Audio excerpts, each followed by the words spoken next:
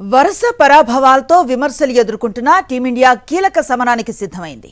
ఇవాళ నిర్ణయాత్మక 4వ టీ20లో ఇంగ్లాండ్ను ఢీకొంటోంది.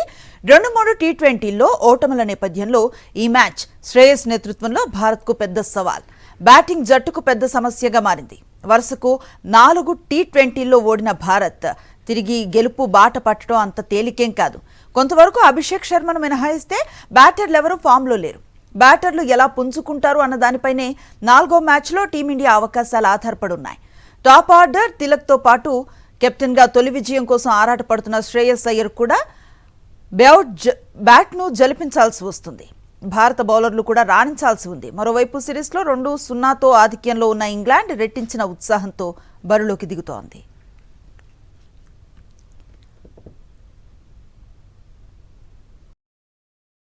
మరిన్ని అప్డేట్స్ కోసం ఛానల్ ను సబ్స్క్రైబ్ చేయండి. నోటిఫికేషన్స్ కోసం బెల్ ఐకాన్ పై క్లిక్ చేయండి.